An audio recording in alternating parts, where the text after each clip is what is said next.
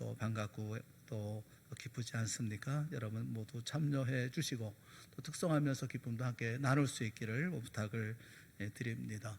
오늘 현장에서 그리고 각 가정에서 초소에서 이 시간 예배하기 위해서 머리 숙인 살아가는 모든 성도들 모두에게 우리 주님의 사랑과 은혜가 늘 충만하시기를 주님의 이름으로 축원합니다.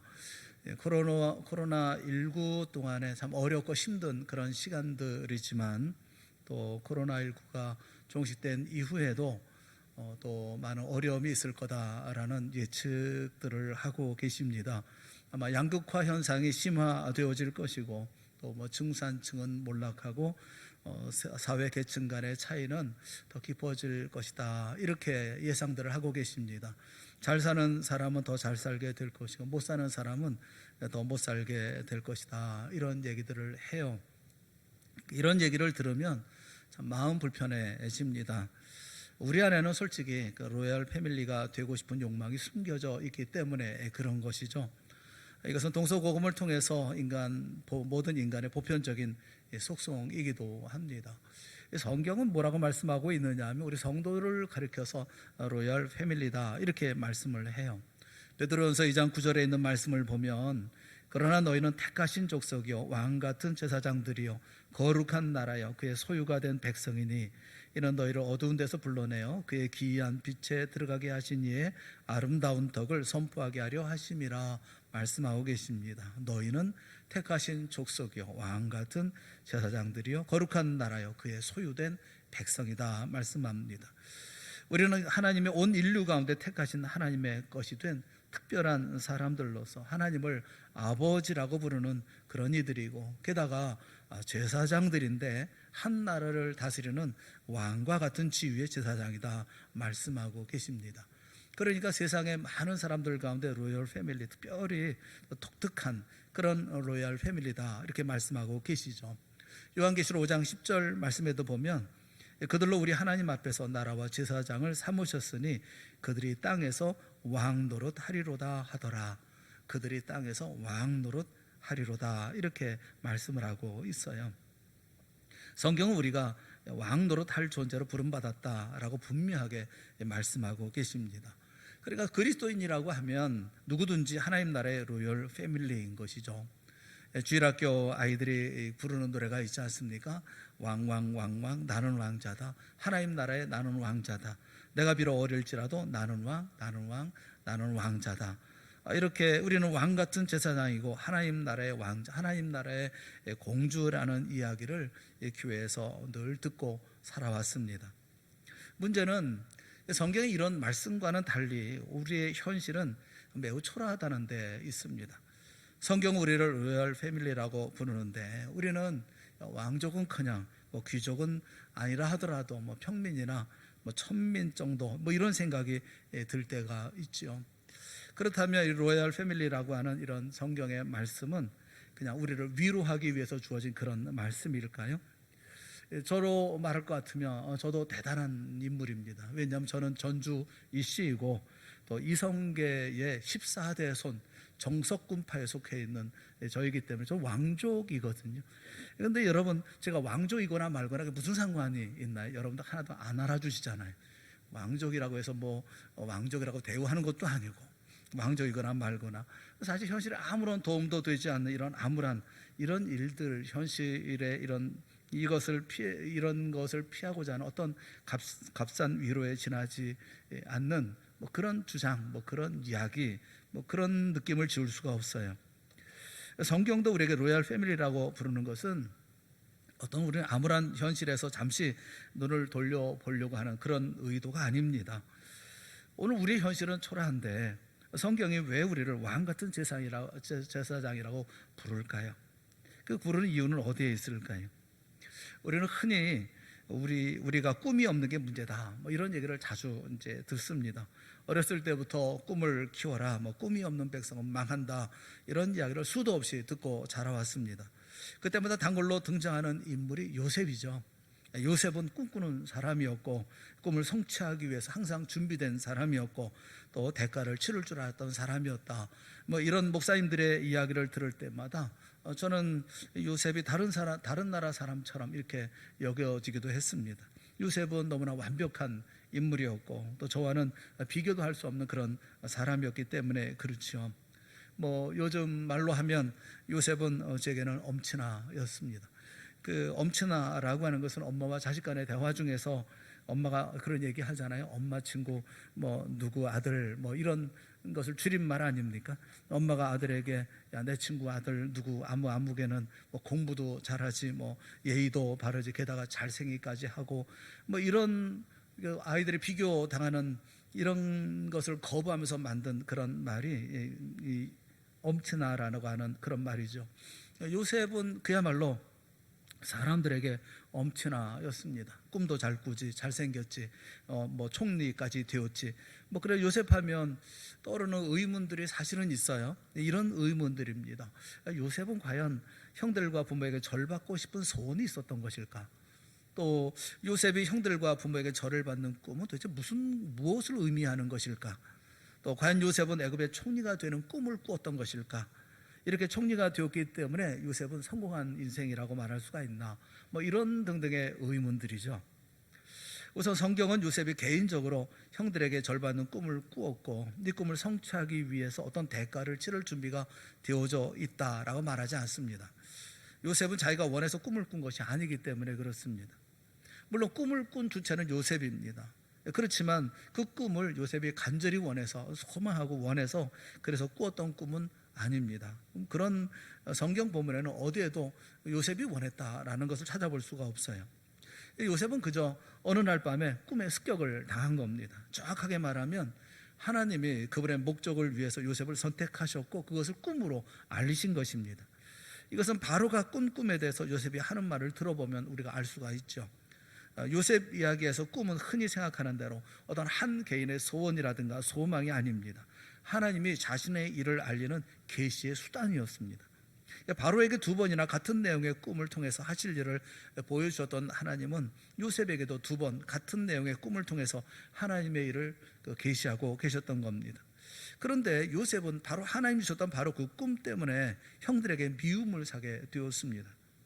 창세기 37장 5절 말씀에 보면 요셉이 꿈을 꾸고 자기 형들에게 말하며 그들이 그를 더욱 미워하였더라 라고 말씀합니다. 이유가 뭡니까? 2절에 보면 요셉이 형들의 잘못을 고자질하고 그래서 형들의 잘못을 다 아버지에게 고자질하는 바람에 이미 그런 미움털이 박혀 있었던 터였습니다. 그래서 그를 더욱 미워하게 되었다라는 거죠. 더더군다나 아버지 야곱은 요셉만 편애했습니다. 3절에 보면 요셉은 노년에 얻은 아들이므로 이스라엘의 여러 아들들보다 그를 더 사랑하므로 그를 위하여 채색 옷을 지었더니 채색 옷을 지었다고 하는 것은 특별한 거죠. 사무엘서에 보면 다윗의 딸 다말이 그 공주죠. 채색 옷을 입었다라고 말씀을 합니다. 사무엘하 13장 18절에 보면 다말이 채색 옷을 입었으니 출가하지 아니한 공주는 이런 옷으로 단정하는 법이라 이렇게 말씀을 하고 있어요. 다말이 입은 채색 옷이 출가하지 아니한 공주가 입는 옷이었다고 한다면 요셉이 입은 채색 옷 역시도 소위 왕자가 입는 일종의 왕족의 옷일 가능성이 있지 않겠습니까? 그렇다면 야곱은 자기 가족의 후계자로 요셉을 점 찍어두고 요셉에게만 일종의 왕복을 입힌 것이라고도 볼 수가 있습니다.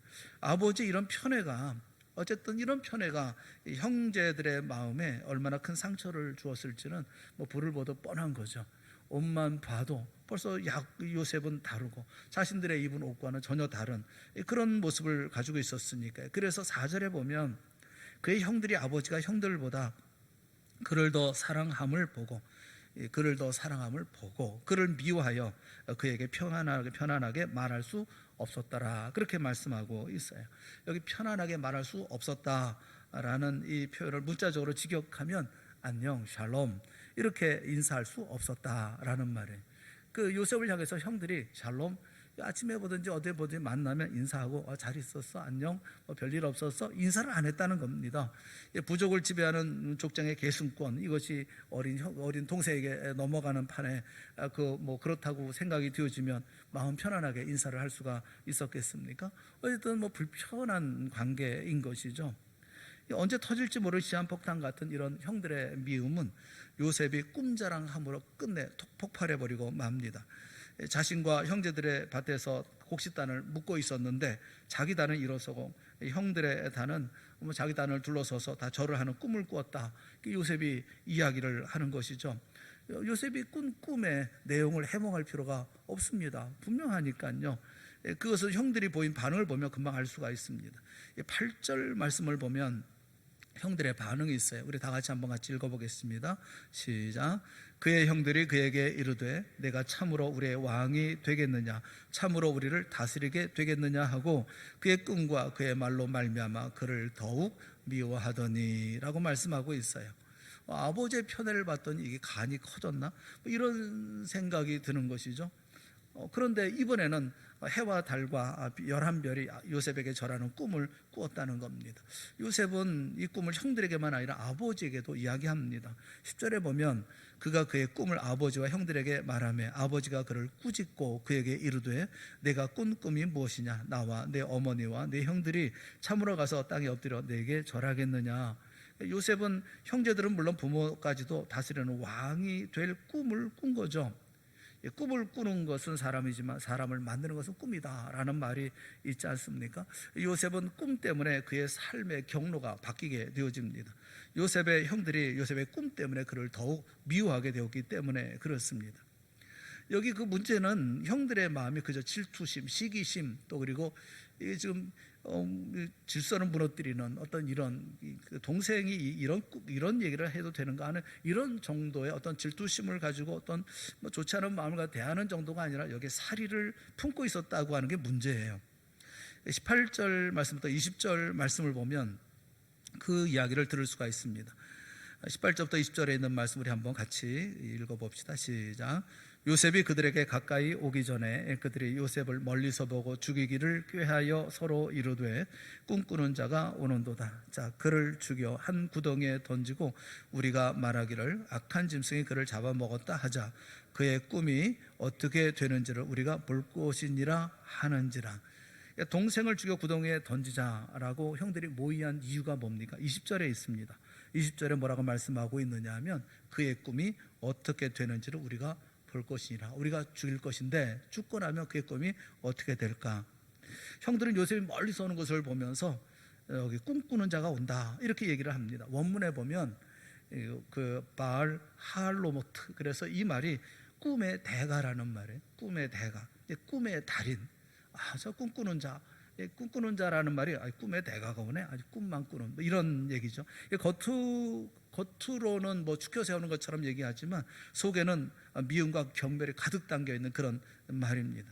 형들은 물론 부모까지도 자기에게 절을 하게 될 것이라는 꿈을 꾸는 요셉이 형들은 죽도록 미웠던 것이죠. 우리는 형들이 요셉을 죽이고 싶도록 미워한 이유는 어느 정도 좀 추측할 수가 있습니다. 그렇지 않아도 미운 털이 박혀 있었는데 왕이 된다는, 자신들을 다스린다는, 우리가 그 앞에 머리 숙인다는 이런 이야기를 하고 다녔기 때문에 그런 거죠. 형들의 관심은 꿈에 있었습니다. 형들은 요셉을 죽이면 그 꿈이 어떻게 되는지 정말 알고 싶었던 것이죠. 이 꿈꾸는 자를 죽인다면 꿈을 얼마든지 없앨 수 있는 것이 아니냐 이렇게 생각을 했던 겁니다.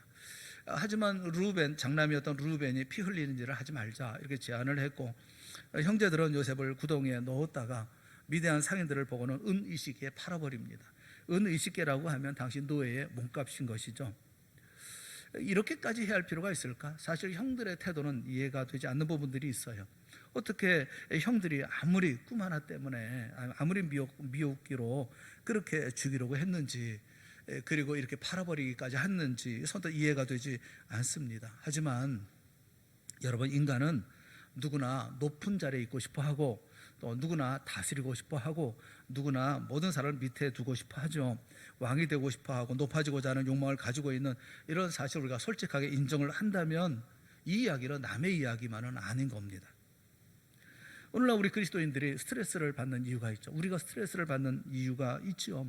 어떤 경우에 스트레스를 받습니까? 세상에 잘 나가는 사람들 우리가 부러워하기는 하지만 관심도 없습니다. 스트레스도 받지 않습니다.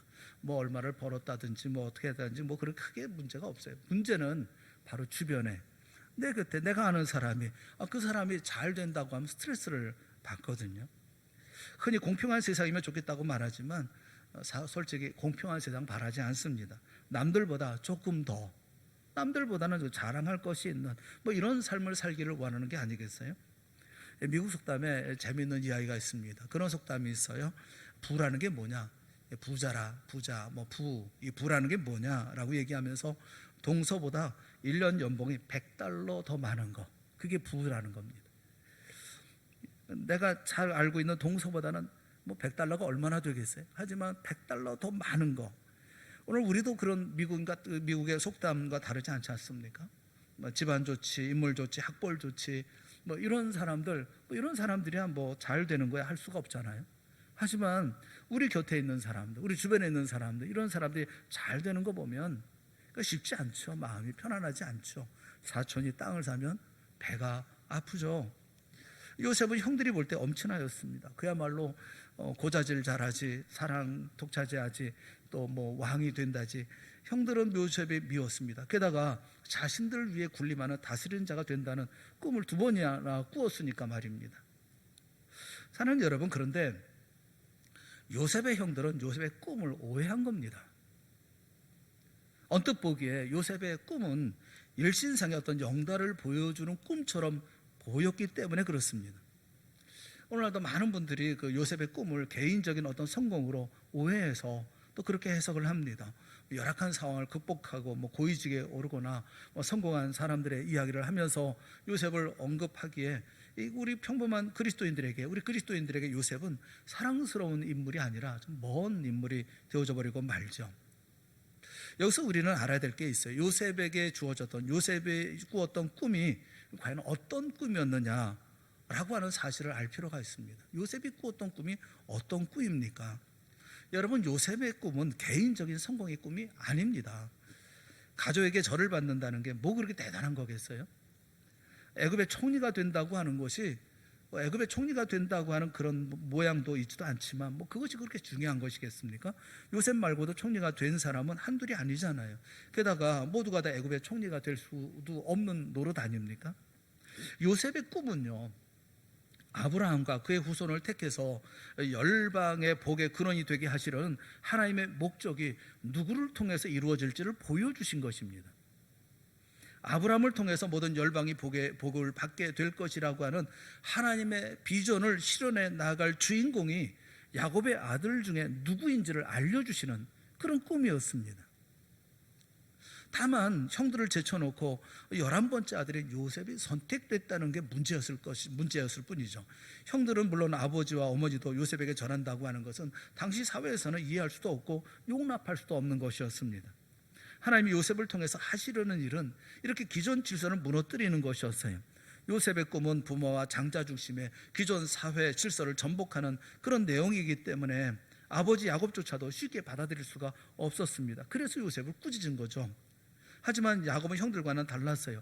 창세기 37장 11절에 보면 그의 형들은 시기하되 그의 아버지는 그 말을 간직해 두었더라, 이렇게 말씀을 합니다. 야곱이 요셉을 꾸짖으면서도 그의 말을 마음에 둔 이유가 뭡니까? 자신의 어머니 리브가가 자신을 잉태했을 때 큰 자가 작은 자를 섬기게 되리라는 그런 말씀대로 야곱은 그의 삶에서 역전을 경험했기 때문에 그렇죠. 하지만 세상은 이런 것을 용납하지 않습니다. 기존 질서를 흔들면서 먼저 된 자가 나중되고 나중된 자가 먼저 된다는 거 받아들이지 않습니다. 교회 안에도 그렇잖아요. 얼마나 오랫동안 내가 이 교회에 머물렀었느냐 하는 것을 포기하지 않지 않습니까? 근래에 온 사람하고 또 오랫동안 교회에서 머물렀던 사람하고 이것을 그 사람이 그 교회에서 일을 하는 것에 대해서 허용하지 않잖아요. 이 세상은 개천에서 용꿈 꾸는 애들을 잡아다가 죽여 구덩이에 던져버리는 그런 세상이 아닙니까? 요셉의 형들 역시 그 꿈을 없애기 위해서 꿈꾸는 자를 없애버리려고, 그리고 마침내는 애굽의 노예로 팔아버리고 말았던 거죠. TV 드라마에도 그런 거 가끔 나오잖아요. 보면 서로 사랑하는 연인을 갈라놓기 위해서 어머니가 와서 막 야단하면서 감히 너 같은 주제에 함부로 우리 집안을 넘본다라는 등 그런 얘기 하지 않습니까? 옛날처럼 양반과 쌍놈 사이는 아니지만 은연중에 우리 사회, 우리 정서 안에는 엄청난 사회 계층 간의 벽이 쌓이고 있는 거죠. 오늘 우리 사회에도 개천에서 용이 나는 거 보지도 못하는 사회고 또 거부하는 그런 사회가 되어져 있는 것이 아니겠습니까? 여러분, 요셉에게 주신 꿈처럼 주님은 우리에게 주신 꿈이 있어요. 이건 역시도 굉장히 위험한 거예요. 왜냐하면 주님은 먼저 된 자가 나중되고 나중된 자가 먼저 된다고 하셨으니까요. 양극화 현상이 점점 심화되고 또 코로나19 후에 더 극심해질 거라고 하는 이런 생각을 가지면 참 난감하죠. 부자는 계속 부를 누리게 되어질 것이고 가난한 자는 계속 가난을 물려받는 일이 점차 심화되지 않겠습니까? 부자가 부모가 가난하면 자녀들은 여러 혜택을 받지 못하고 또 가난을 대물림하는 그런 현상들이 생기지 않겠습니까? 먼저 된 자가 나중되고 나중된 자가 먼저 된다고 하는 이런 것을 먼저 된 자가 누가 허용하겠어요? 그래서 먼저 된 자가 나중되고 나중된 자가 먼저 된 것이라는 하나님의 이런 우리를 향하신 꿈은 세상은 받아들일 수가 없는 것이기도 해요. 고린도서 1장 26절부터 28절에 있는 말씀을 보면 하나님의 우리를 향하신 비전이 있어요. 우리 다 같이 한번 읽어봅시다. 시작. 형제들아, 너희를 부르심을 보라. 육체를 따라 지혜로운 자가 많지 아니하며 능한 자가 많지 아니하며 문벌 좋은 자가 많지 아니하도다. 그러나 하나님께서 세상에 미련한 것들을 택하사 지혜 있는 자들을 부끄럽게 하려 하시고 세상에 약한 것들을 택하사 강한 것들을 부끄럽게 하려 하시며 하나님께서 세상에 천한 것들과 멸시받는 것들과 없는 것들을 택하사 있는 것들을 폐하려 하시나니. 이게 무슨 말씀을 하고 계시는 것이겠어요? 여러분, 우리가 가지고 있는 자리가 천한 자리든지 멸시받는 자리든지 없는 자리든지 그것이 중요한 자리가 아니지 않습니까? 하나님이 하시려고 하는 일이 더 중요하지 않아요? 이 꿈, 우리에게 주신 이 꿈을 우리는 가지고 있느냐라는 거예요. 이 꿈을 가지고 있을 때 우리는 왕같은 제사장이라고 할 수가 있는 거예요. 교회 공동체는 약한 지체에게 힘을 불어 넣어주고 하나님 앞에서 하나님께서 우리에게 주신 꿈을 함께 힘을 합쳐 이루어 나가는 그런 역사를 만들어 가야 되는 것이 아니겠습니까? 여러분, 오늘 우리가 꾸는 꿈이 무엇입니까? 우리가 꾸는 꿈이라고 하는 것이 개인적인 야망이라든가 일신적인 그런 영달이 담겨있는 성공의 꿈입니까? 아니면 세상을 향한 사랑과 긍휼이 담긴 하나님께서 우리에게 주신 꿈입니까? 꿈을 가져야 한다고 하는 것은 우리가 개인적인 소망을 크게 가져야 한다는 뜻이 아닙니다. 하나님이 성경을 통해서 오늘날 우리에게 주시는 꿈을 받아들이라는 겁니다. 하나님은 우리의 꿈을 이루어 주시는 요정이나 요술방망이가 아닙니다. 우리가 하나님의 뜻을 실현해 나아가는 중요한 하나님의 대리자가 되어달라 말씀하고 계시는 겁니다. 많은 이들이 자신의 욕망을 꿈으로 이해하고 그 꿈을 실현하는 도구로서 하나님을 이용하려고 하는 것이 오늘의 신앙의 행태잖아요. 하지만 여기 요셉이 꾼 꿈은 요셉의 어떤 개인적인 꿈이나 개인적인 야망이 아닙니다. 그런 꿈을 갖지도 않았고 그런 꿈을 마음에 품지도 않았던 사람이 요셉 아닙니까? 이 꿈은 아브라함을 통해서 모든 열방이 복을 받을 것이라고 하는 하나님의 비전이 실현되는 중요한 대리자의 역할을 요셉이 감당할 것을 보여주신 꿈인 것이죠. 우리는 세상의 복의 근원이 되게 하시겠다는 그 꿈, 이거 요셉만 아니라 하나님의 백성 모두에게 주신 것이라고 하는 것을 우리는 알아야 합니다. 여러분이 이 세상에 복에 근원된 사람들이고 복을 전해줘야 할 사람들이고 여러분들이 이 세상에 복을 나눠줘야 할 사람들이 아닙니까? 이것은 우리 스스로 꿀 수 있는 꿈이 아니에요. 우리를 통해서 하나님이 열방에 복을 주시겠다고 하는 꿈은 우리의 생각을 넘어선 것입니다. 이 꿈은 야곱의 아들들이 욕망과 탐욕과 미움과 증오로 하나님의 거룩한 백성의 모습을 상실하고 있을 때 요셉에게 주신 꿈입니다. 세상에 집착하지 않고 세상을 사명자로 살아가는 사람만이 가질 수 있는 그런 꿈인 것이죠. 하나님의 대리자로서 세상에 복을 주는 꿈, 이것은 바로 세상을 섬기는 섬김의 꿈인 것입니다. 세상의 빛이요 세상의 소금이라는 꿈, 이 꿈 역시 우리가 스스로 꿀 수 있는 꿈은 아니죠. 우리가 언제 이런 꿈을 원했습니까? 언제 세상에 소금이 되는 꿈을 우리가 원했나요? 솔직히 세상에 빛이 여러분 되고 싶습니까? 종종 우리는 그냥 편안하게 살다가 가면 되는 거지, 굳이 열국의 복의 근원이 되어야 되고 빛과 소금이 되어야 하는가라는 이런 갈등을 가질 때가 한두 번이 아니지 않습니까? 여러분, 그러나 그럴 때마다 기억해야 합니다. 꿈이라고 하는 것은 바로 우리에게 주신 소명이라는 사실을 말해요. 우리의 꿈은 자신이 원하는 것이 아니라 하나님이 우리에게 주신 소명이고 사명입니다. 요셉이 형들에 의해서 애굽의 노예로 팔려가게 된 것도 이런 이유에서인 것이죠.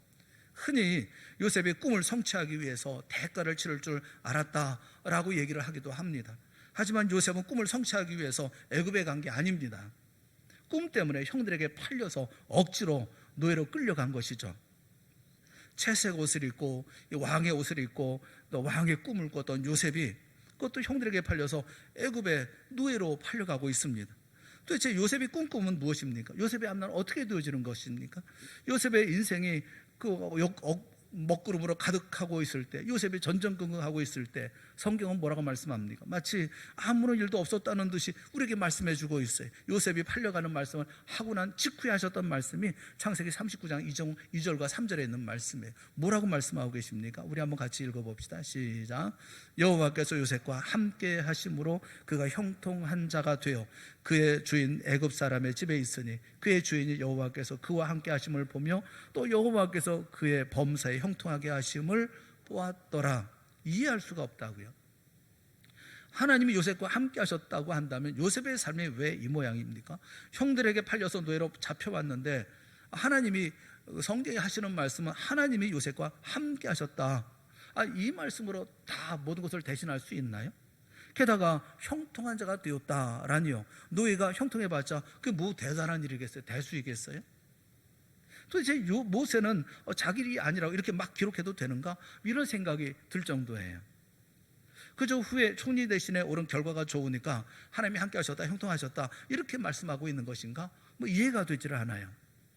이 상식과 이성으로 이해가 되지 않는 이런 논평, 오늘 본문에 있는 이 말씀은 요셉 이야기의 핵심 메시지를 전달하는 아주 중요한 말씀입니다. 이것은 요셉을 향한 하나님의 사랑은 요셉의 인생의 고난을 면제해 주지는 않는다라는 것을 말씀해 주고 있어요. 하나님의 사랑은 형들의 질투와 시기심으로 요셉을 노예로 파는 것을 막지 않으신다라고 말씀하고 있어요. 그러나 하나님은 요셉이 꿈 때문에 노예로 팔려갈 때 함께 하시고 보호해 주신다고 하는 것을 분명하게 선언하고 계십니다.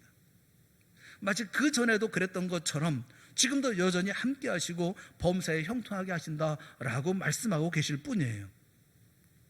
전에도 그랬던 것처럼 노예로 팔려가서 보디발의 집에 노예로 있다 하더라도 감옥에 갇히는 그런 억울한 일을 당한다 할지라도 심지어 애굽의 총리가 되었다 할지라도 어떤 자리에 있다 하더라도 그는 항상 하나님이 그와 함께 하시고 계시다라고 하는 사실을 그냥 전에 그랬던 것처럼 그냥 계속 그렇게 하고 있다고 하는 사실을 이렇게 서술적으로 말씀하고 있는 것처럼 보여지고 있어요. 요셉이 110세에 결국 이제 숨을 거두게 되어집니다. 그러나 110세에 숨을 거둘 때까지 3대를 보면서 그들 모든 자손들을 스라에서 양육했다 이렇게 말씀을 해요. 죽을 때까지 그는 변하지 않는 모습을 가지고 그 모든 이들을 다 섬겼던 것을 우리가 알 수가 있죠.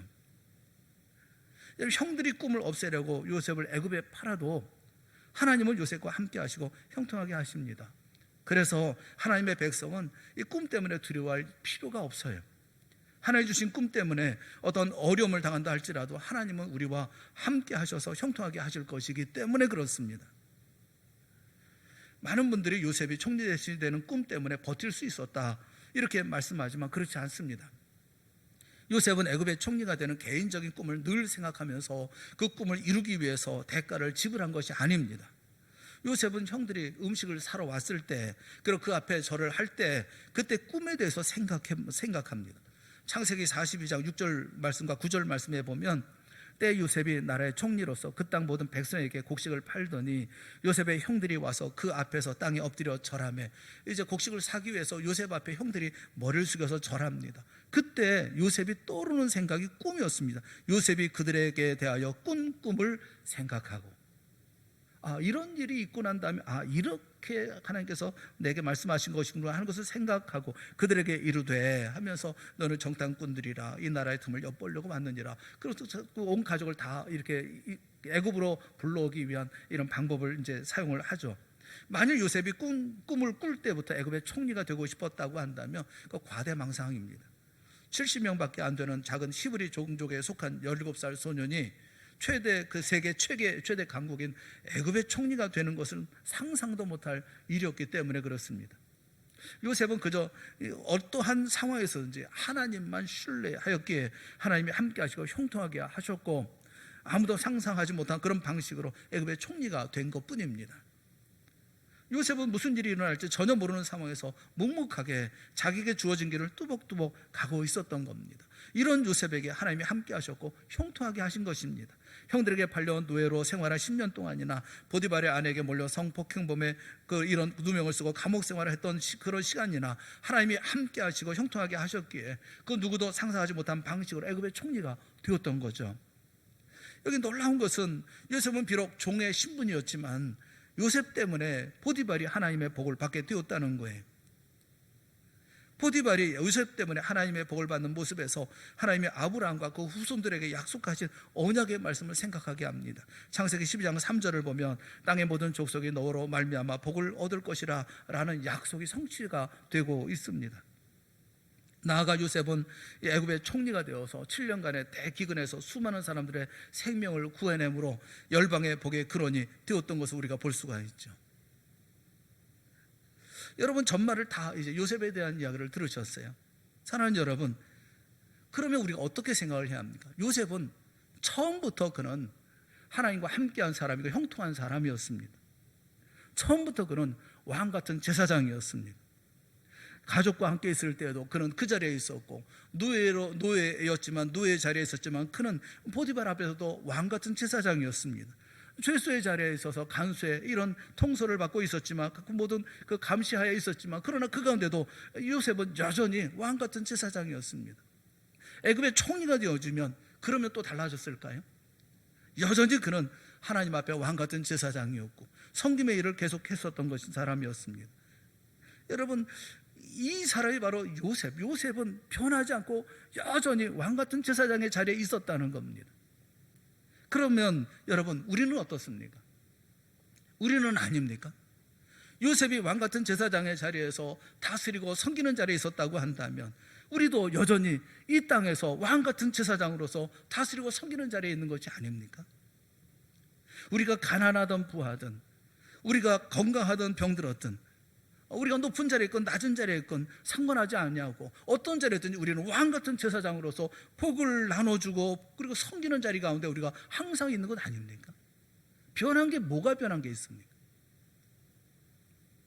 형들과 아버지는 염려하고 걱정합니다. 아버지는 염려하고 걱정하고 형들은 시기합니다. 죽이고 싶어 합니다. 그런데 사실 이것은 그 말씀이 아니에요. 요셉에게 주어진 자리고 요셉이 해야 할 자리를 말씀하고 있는 거예요.